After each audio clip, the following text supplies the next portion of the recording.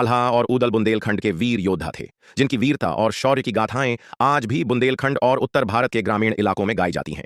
यह कहानी 12वीं सदी के चंदेल राजाओं के समय की है, जब बुंदेलखंड के महोबा राज्य में राजा परमाल का शासन था। आल्हा और उदल महोबा के सेनापति दसराज के पुत्र थे। उनकी माता देवला एक वीरांगना थीं। बचपन से ही दोनों भाइयों में असीम शक्ति, साहस और युद्ध कौशल की झलक दिखती थी। उन्हें उनके गुरु गुरुकल्की ने युद्ध कला में पारंगत किया। दोनों भाइयों ने महोबा की रक्षा के लिए अपनी जान तक दांव पर लगाई। आल्हा और उदल की वीरता की कहानी का प्रमुख हिस्सा पृथ्वीराज चौहान और चंदेलों के बीच हुए युद्ध से जुड़ा है। राजा परमाल के शासनकाल में महोबा पर दिल्ली के राजा पृथ्वीराज चौहान ने आक्रमण किया। इस आक्रमण का सामना करने के लिए आल्हा और उदल ने अपनी पूरी ताकत झोंक दी। जब पृथ्वीराज चौहान ने महोबा पर चढ़ाई की तो आल्हा और उदल ने सेना का नेतृत्व किया। उनका सामना पृथ्वीराज के शक्तिशाली योद्धाओं से हुआ, लेकिन उनकी रणनीति और साहस ने महोबा की सेना को विजय दिलाई। आल्हा और उदल के जीवन में मित्रता और भाईचारे का विशेष महत्व था। आल्हा बड़े भाई और बेहद संयमी थे, जबकि उदल अधिक उग्र और भावुक थे।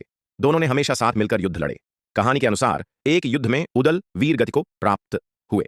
यह आल्हा के लिए गहरी व्यक्तिगत क्षति थी, लेकिन उन्होंने अपने दुश्मनों से बदला लिया और महोबा की रक्षा की।